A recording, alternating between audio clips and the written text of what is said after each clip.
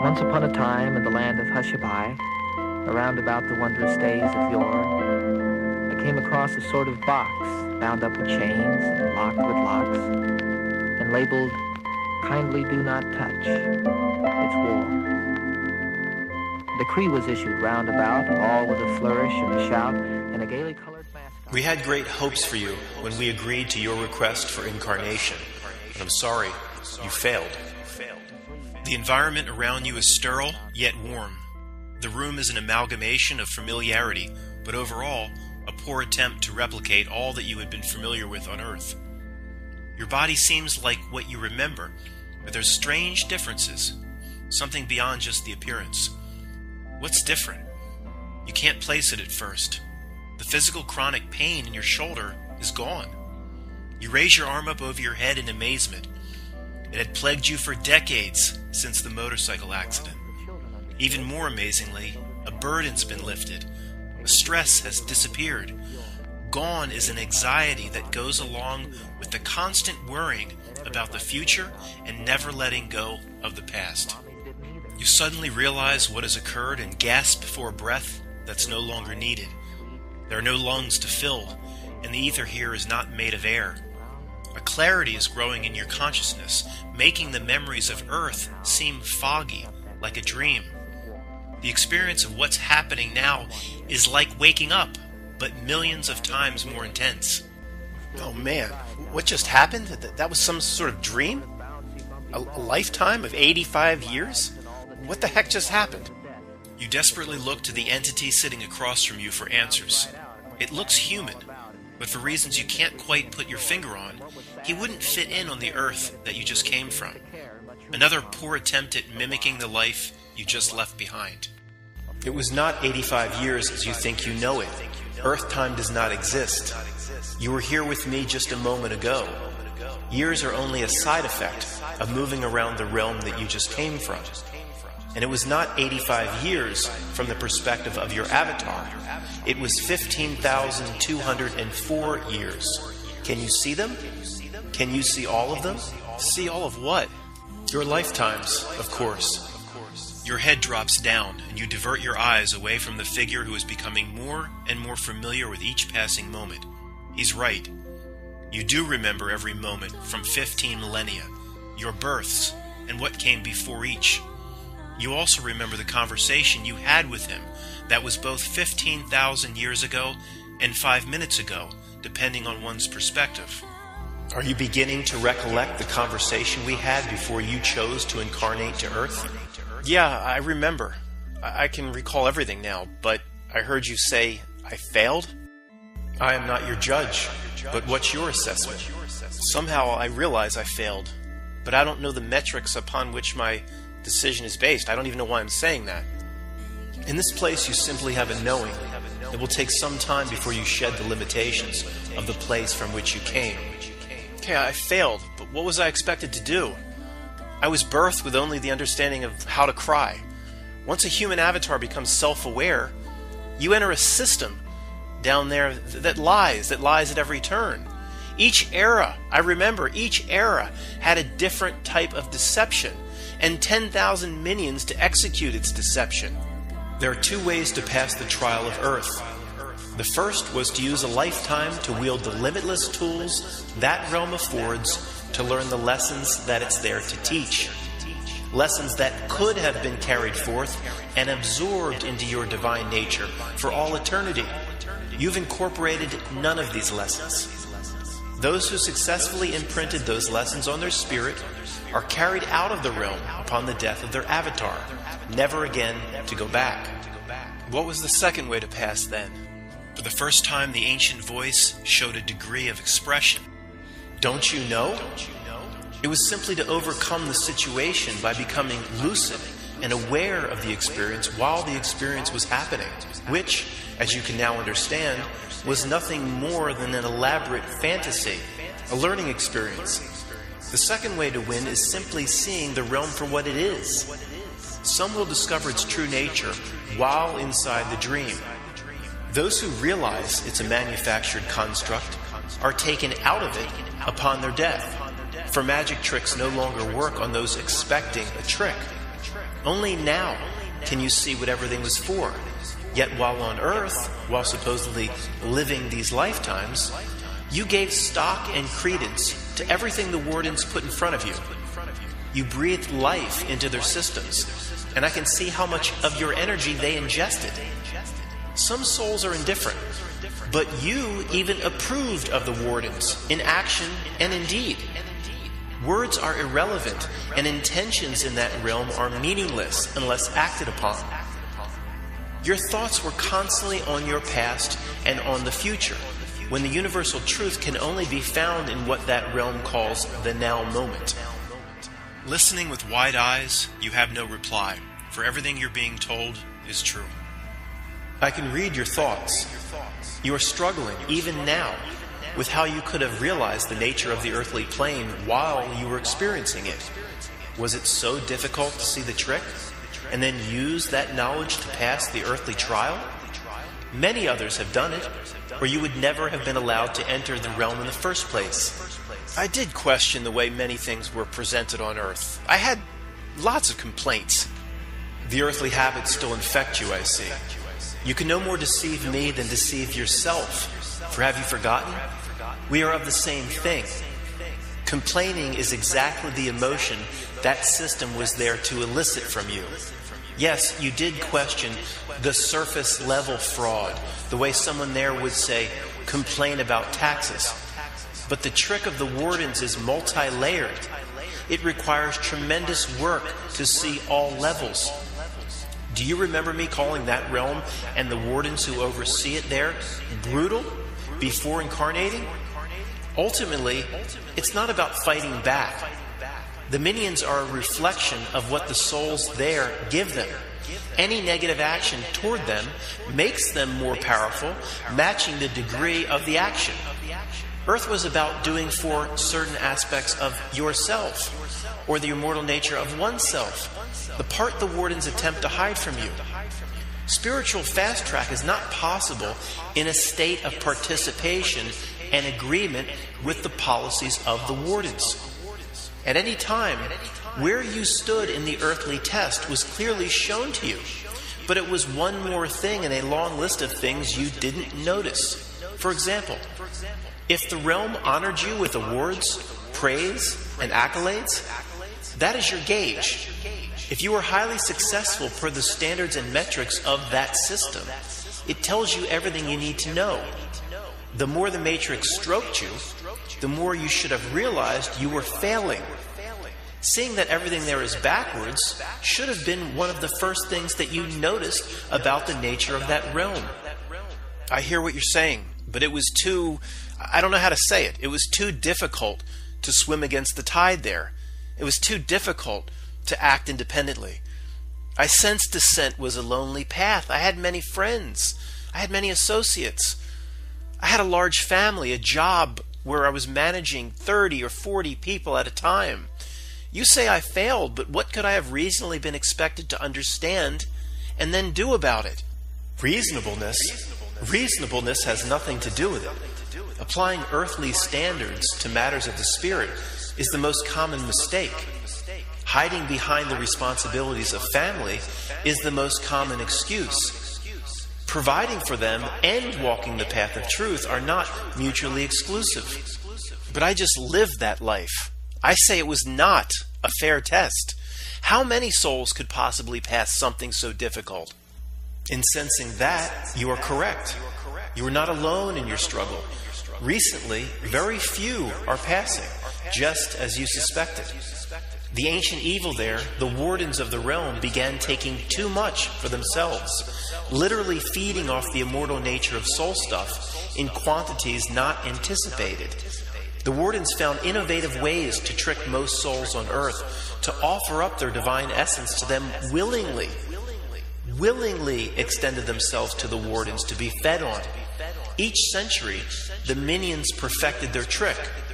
When they acquired a certain degree of technology in what you call the 20th century, the situation turned dire for souls who remained on Earth.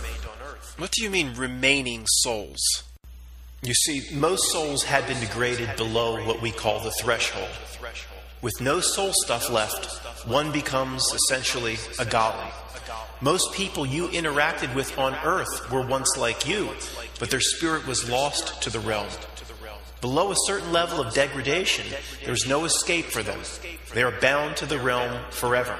They have no essence upon which to pass through the filter. These souls become minions to serve the wardens forever. The situation for the remaining souls was dire. The elders convened to give the remaining souls whatever assistance they could without breaking the contract. As was explained to you before incarnating, the warden's role there is spiritual debasement, spiritual degradation. The oldest part of the contract states, if they can bind a soul to the realm, they are permitted to keep it. The realm acts essentially like a filter. Unfit aspects of creation are forever trapped there. This is the role of the realm. Those who can pass the earthly trial have proven themselves to be pure aspects of creation. They are welcomed back here. As you witnessed yourself, in the goal to spiritually destroy, the minions were astoundingly successful. The population of the earthly realm grew to numbers we believed would not be possible, would ever be possible, when the age-old contract was bound eons ago. You see, the population numbers on Earth can only grow if very few are getting out, if very few are returning or passing through the filter. There's something you knew there in legend and lore called the Georgia Guidestones. It references what the proper balance should be between the wardens take for themselves and those able to escape the realm and pass the life test and pass through the filter. Wardens were recruiting more minions, making golems at a rate that was unforeseen. Therefore, the population on Earth climbed to almost 7 billion, almost all golems. Very few were intact souls. Yeah, the minions perfected self-replication like Agent Smith. What was that? What did you say? Sorry, it's just an Earth reference. Forget it. The spirit guide was in no way perturbed or distracted by the interruption. He simply continued. Our monitors watched the wardens of Earth become arrogant beyond measure, and we watched as they began to craft media in the form of movies as odes to themselves and tributes to their own accomplishments. The ultimate irony is the living souls paid money, paid their spiritual energy, and breathed life into the warden's personal trophies. Up until a moment ago, there were only a few thousand divine souls left on Earth. Those who reside there now, who you call people, are neither real nor foe. They are something in between the real spirit realm and the netherworld. They fully exist inside the realm, but have no ties outside of it. The 6 billion bodies there are not illusory projections, but were once real souls, who the ancient wardens, fulfilling their contract with unexpected acumen, degraded to a level that forever bound them to the realm. While living life, I just figured everybody was exactly the same. I never even considered that all of the people around me could be of different standing. A warden, a minion, a golem, someone who has no spiritual essence left, a living soul. I figured everybody was the same. No, inside the flesh are very different things, very different beings. You'd only know this if you could see their aura or view their subtle light body. The wardens play their role for the benefit of true spirits. They play their role so you notice, so you would have noticed, so you then would have taken the work you needed to do seriously. But ultimately what they do is to sustain themselves. The wardens aren't quite immortal. Saying their existence is temporary, though, is technically accurate, but inappropriate. They survive only as long as the realm itself exists. Feeding on soul stuff is the sustenance that animates the wardens. They share some soul energy with many of their high-level minions. The golems of the realm, those around you that you interacted with, as people, they eat plant and animal matter just like your avatar did. They do not feed on the energy of living spirits. So, what I know of as Hillary Clinton on Earth has been there since its inception and has had many other incarnations, and she's aware of all of her past lives? Yes, all wardens are fully aware. Hillary Clinton could have been Napoleon or Xerxes. She could have been both in past lives, yes. But the entity you refer to we know quite well, and was somebody you've heard of in a past life. Vlad the Impaler. Hillary was Dracula? Yes. I'm not surprised. What? Nothing, Master. If I failed, Master, then what am I doing here? If they had taken all they needed from me, I would still be there, having joined the ranks of their minions who work for the wardens, like Anderson Cooper. I don't understand. What am I doing here? Interesting. That was quicker than the others. Highly perceptive. Why you are here now is the key question. You see, to your benefit, the realm was prematurely locked down. Closed for business is a term you would understand. The 400,000-page ancient contract, we had been going over it for a century, and we've had our monitors paying close attention to every aspect of it. Recently, we had caught and documented the wardens in many contractual violations. There was a stipulation that, on top of a long list of overreaches, if the number of divine souls were to drop below a certain level, below a certain number for the entire realm, we would have the authority to lock down the earthly realm. The souls lost over a millennia who had become golems could not be saved, and are permanently part of the 666 realm. They were dimmed and then extinguished before the contractual violations had been documented. And as I said, this was the role of the minions and the wardens from day one. You and a few souls that were left were taken out of the earthly realm at the same instant. Nevertheless, the fact remains you were failing up to this point, but hadn't officially failed because your test had not found its terminus. We know you were dangerously close to becoming a permanent minion of a warden and witnessed them feeding off your divine energy for centuries. Our monitors witnessed looking in on you from the astral firsthand. You sit here before us with little of what you once were. Your radiance is almost gone. Master, what then will happen to those people still living on Earth then? You must choose another term. No one there is truly living, as the few souls that were left were removed. On that plane, they are bodies trying to influence an ego mind, and they are an ego mind trying to have an experience through the body. The ego seeks pleasure for the body and rewards itself through the achievement of its own avatar. When it has few achievements, it inebriates the avatar. The golems who remain will role-play out what they think are normal lives going through the motions. However, when the death of their body comes, they will cease to exist. Unlike you, to them, the body is not an avatar. It is simply all they are left with. What's left on Earth is the atheism your realm made manifest. Even most of the wardens are unaware of the lockdown, as the ancients won't share the information with the lesser demons and minions. The middle levels, like the one you call George Bush, now find it somehow impossible to feed, and they don't understand why. Because there's no real souls left, they will soon turn on themselves, like men in lifeboats who will eventually drink the seawater. I understand. So what happens to me now, Master? We don't have all the steps planned. We have never been in this situation. A failed soul that has escaped the realm in this manner has never taken place. I can tell you this. Your path will be more difficult than any other in the history of creation. Those who maintain the earthly filter, the monitors, believe you should be cast into the abyss, for it's clear you would have failed the earth trial.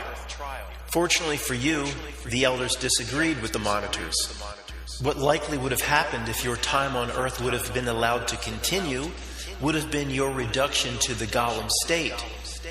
This was not allowed to happen because of the circumstances I described regarding the lockdown of the realm. We have no alternative. You must learn the earthly lessons here. In terms you understand, a few 100 million years may you be ready to return to us. Who will I study from now if not you, Master? There are 36 chambers of study. Since this situation is new and unexpected, only the first is completed. The first plane is overseen by an entity that was once a high-level warden on Earth. She would very much like to meet you. I hand you over to her now. No, Master, don't do it. I have more questions. Don't leave me. I'm sorry. We once found you to be very promising, but you won't be in a position to request anything from us for a long time. Goodbye. In a blink, the scenery changed. Looking down, your body seems a bit less human than it did, like it was beginning to fade away.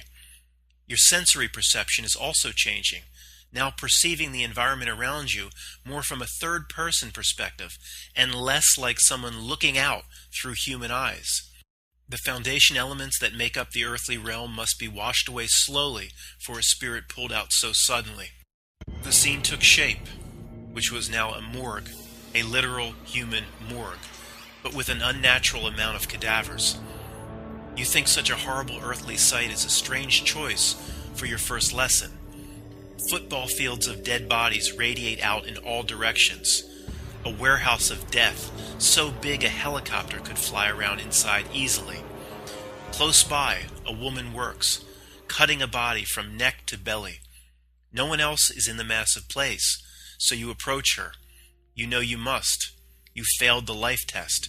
You know your master sent you to this place for a reason. The woman commands you to come here at a time when she must already know you're already walking towards her.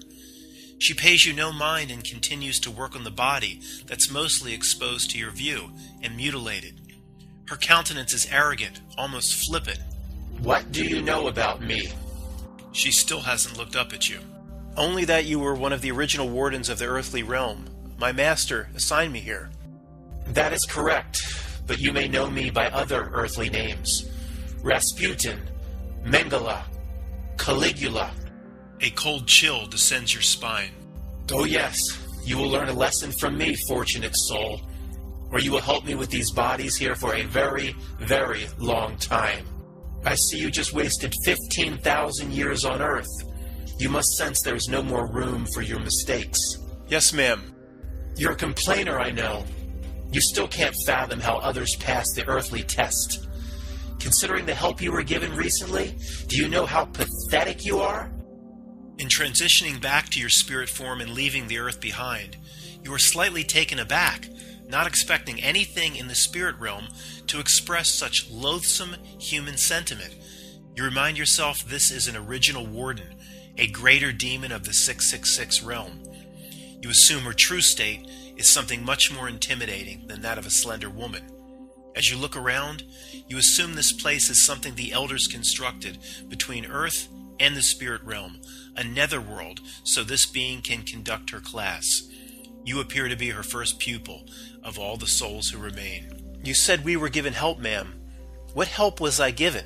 You say in a slightly challenging way that you instantly regret. I was there on the very first day the realm was designed. The ribbon cutting, if you will, but we did the opposite. We commemorated it by locking chains.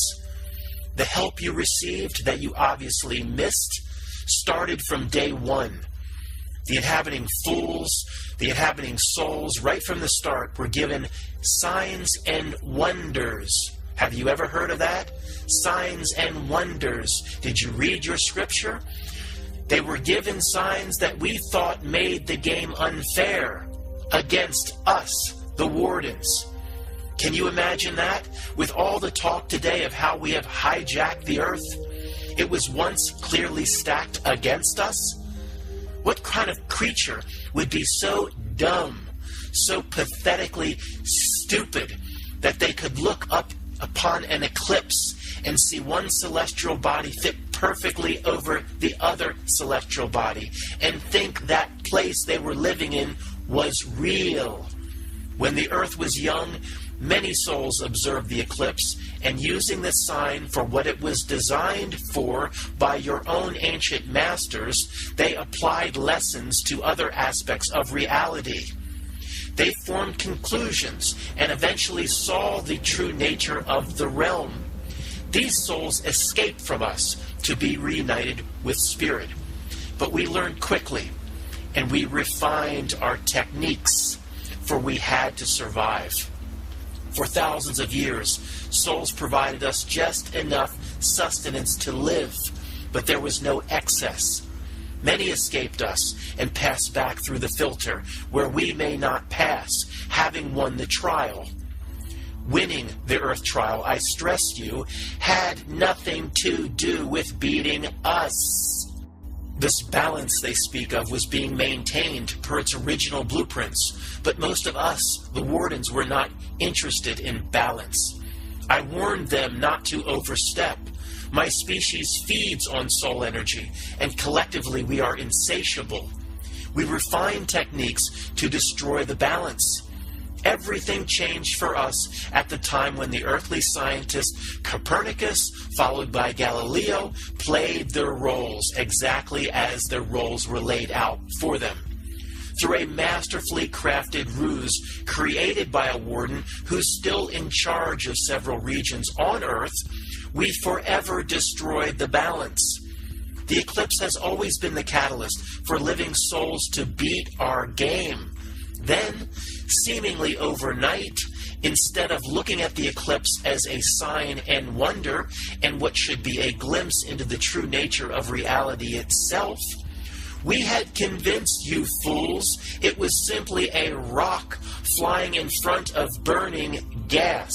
And because of children's stories about size and distance, they believed the ruse. We convinced you fools it only appeared like they were exactly the same size during the eclipse, perfectly fitting exactly over one another. We told the sweetmeats one object was 400 times larger than the other, even though, with their own senses, the only thing they could rely upon, they looked up during the eclipse and saw the bodies as the exact same size, which would lead anybody to confirm they are not millions of miles apart, but rather likely an aspect of the exact same thing. Once we gained the technology to put forth this sort of propaganda into movies and on television, we created an entire story of what everything in the heavens was. All of it lies. The way the earthly plane works, malleable at the quantum level, as the real souls actually believed in the cosmology we described to them, it actually started to become real and take shape. Our rockets were traveling out farther and farther as the collective consciousness built the fantasy for us. The fools were crafting our reality, following our plan to a T.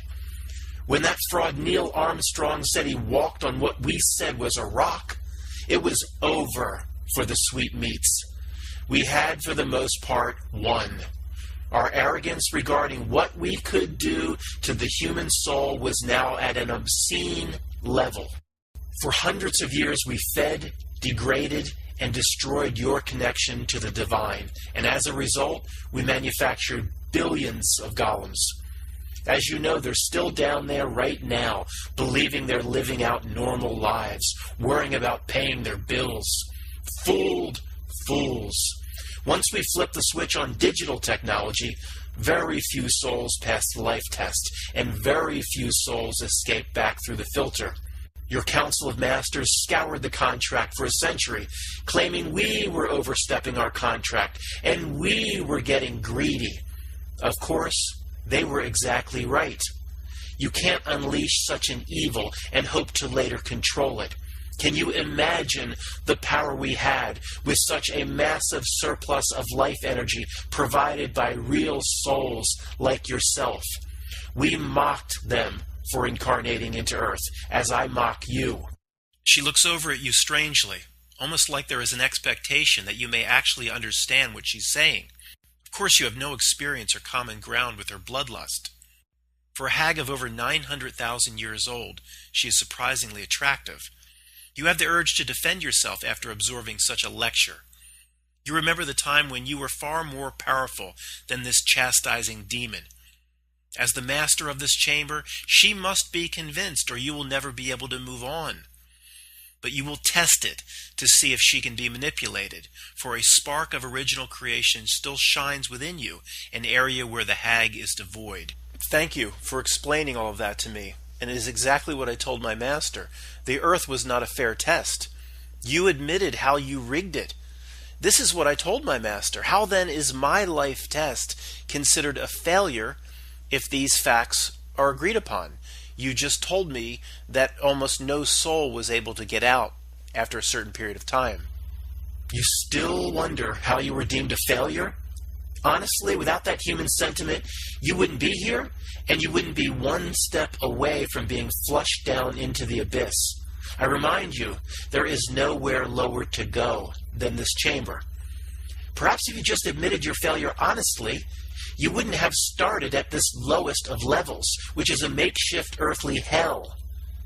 You were actually down there, inhabiting the earthly realm, when your kind, when all the souls started to get extraordinary help and assistance, the assistance that the contract violations demanded after the judgment against us.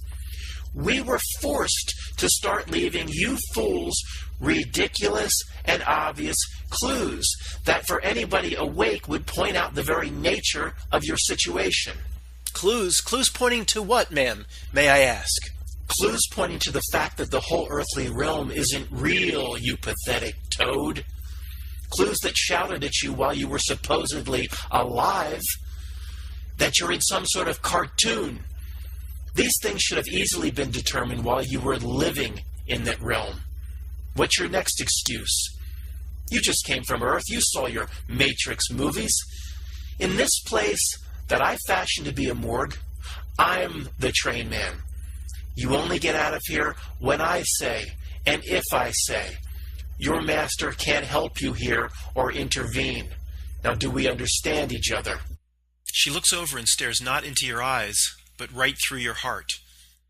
You can tell she's assessing you. You can tell she senses there's not much of you left, the original divine nature you started out with when you incarnated into the earthly realm.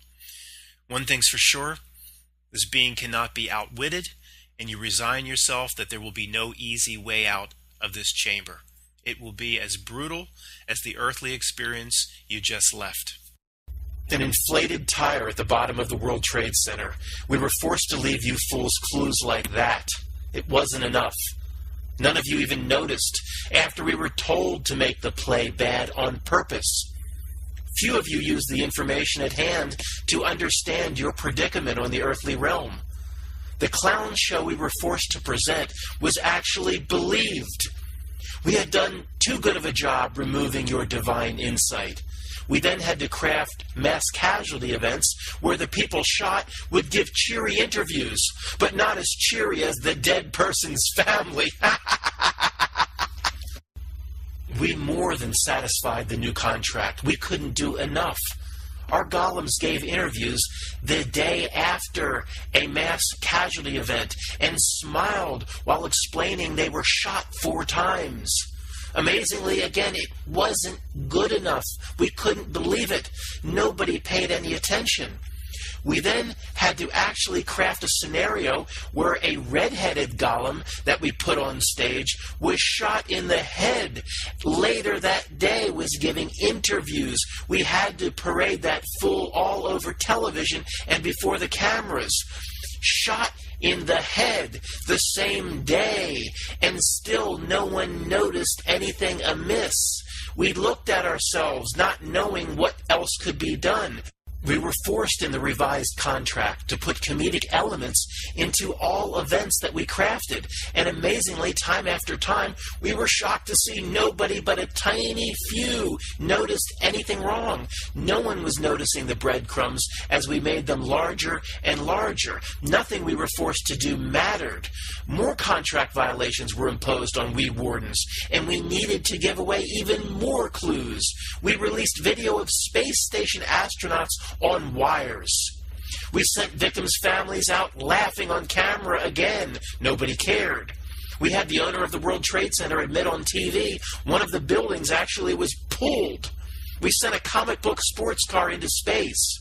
We landed rockets backwards with graphics that we were forced to construct on a laptop. You souls were given every advantage to notice. We even sent a congressman in front of a committee who asked if the island of Guam would sink if more soldiers were barracks there. Our masters called your monitors and said, "What the fuck more do you want us to do?" We embedded the nature of things into thousands of forms of media, from movies, TV shows, songs. From Strawberry Fields' Nothing Is Real to one-hit wonders like Breakout. It was all there for you.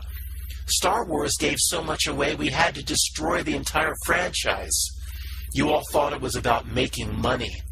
When the population became too dumb for wonderfully embedded messages, for example, the one found in A Space Odyssey 2001, which we immediately learned was too highly eclectic and hard for the dumb masses to understand, we had to then make it blatant. For crying out loud, the bad movie Jupiter Ascending literally shows a race of wardens feeding off the life stuff of earthly souls. Our need to survive overcame our greed. We started to get worried.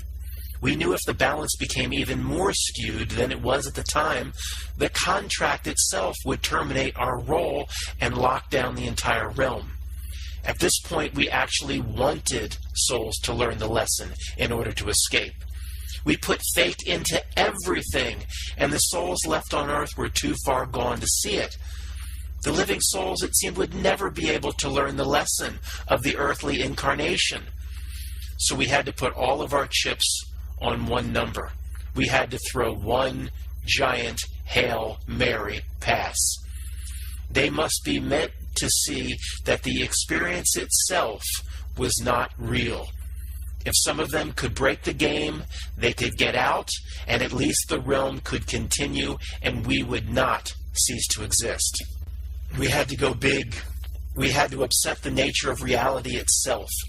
We put forth every bit of sorcery we could muster on a single day and a single event to break down the laws of physics on the entire realm, so reality would become almost embarrassingly fluid and obvious, so we thought. This is what the 9/11 ritual was for. We didn't know how far-reaching what we did that day would be, but something was unleashed on reality itself. A ripple was sent out that slowly eroded the standards of time and space. History was rewritten in favor of the ridiculous. There was no date of change that anyone could point to, just noticing that, so at least a few were noticing that the past was essentially being overwritten. One day, a few living souls woke up to the North in the Civil War losing 3,100 soldiers at Gettysburg, 20,000 less than they believed there were. Maps popped up overnight showing an empire that didn't exist in most people's past. We inserted ancient architecture and megaliths all over the earth that can't be explained or replicated with modern equipment. Movies changed and continents shifted, for in a reality construct, one is no more significant than the other. You and I both know the end result. We failed, and you failed. The realm was locked down forever. I was brought here in a last attempt to enlighten the failing souls taken out prematurely, the souls who neither won nor lost. This is why they sent you to me. 15,000 Earth years with no lessons learned means your immortality is no longer guaranteed. That won't be reestablished until you complete all 36 chambers, starting with this one. Hey guys, thanks for listening. Nobody comes to this channel to just have me play it safe and talk about chemtrails all day long, right? So always try to do something a little bit different, and one of the keys to this life is perspective. No doubt, perspective. We get so caught up in our little worlds and the bills and everything we do in our houses, and we just go on a vacation, or we, I don't know, sometimes take a flight or come back from even staying overnight somewhere, and it just, everything seems different. Everything seems a little bit more trivial. It's that perspective of backing up to 20,000 feet and looking down, which we all need to do from time to time. And the perspective that I initially looked at that people found very interesting was called an old video I'll eventually load again, called The Last Conversation You Had Before Your Birth. And a perspective that did we potentially agree to come here? I mean, it's just something we should keep on the table, something to think about. So I thought, well, the natural continuation of that line of thinking was, what happens if we fail? I mean, what happens in the exit interview, or what happens after our death? And this scenario is a little different. The Earth got locked down, and it's a science fiction little clip here. But the main purpose of this video, when I started writing this out, was to get people to think about, ooh, I mean, won't you just kick yourself? If it'll be so clear, it'll be so, whatever this experience is will be so clear, just like waking up in the morning from a dream. During the dream, oh, you're running from monsters and the math test was just put on your lap and you hadn't studied for 1 second, and oh my gosh, what are we going to do? And then you wake up from the dream and it's like, it was just a dream. Like, it was no big deal, and you don't give a crap and you forget about it. I mean, what if the next train stop after this life is the same thing? It's like, oh my gosh, I worried about that life. But the perspective of that is important to look at, but also more importantly, the perspective of what if it is a life test with really serious consequences, and what if we failed? I mean, can you imagine how we know enough now to see we would kick ourselves. We would kick ourselves. All the clues laid down that this is some sort of script. All the breadcrumbs placed that things just don't add up. Whether it be, I went a little bit maybe too far in this video saying, the demonic archons, as of course what you were living in wasn't real. None of it. It was a cartoon. But I don't know if, from my perspective, that's much off the mark. I mean, we have the Kennedy to Lincoln synchronicities, 50 things that match up between the two assassinations where they're just impossible. 1 in billions. The chance of the solar eclipse being what they say it is, 1 in trillions. They keep pulling off their schemes and their plots and plans, and nobody catches on, and we're just, ridiculed as conspiracy theorists, and they just keep getting away with it over and over. And, nothing ever changes. We never get any wins. The presentation of reality in politics gets more comical. It is. Reality to me is broken down. Now, inside my reality bubble, everything seems very real, and it probably is. My cat someday hopefully will jump on my lap instead of running from me. But that is possible, and that will be a real experience. But in terms of everything else, it's just not real. They say in Star Trek, the holodeck is you think you're moving around in this huge expanse, you're hiking the Himalayas in the Star Trek holodeck, but the holodeck's only like a 20-foot by 20-foot box. As you move, the environment moves with you.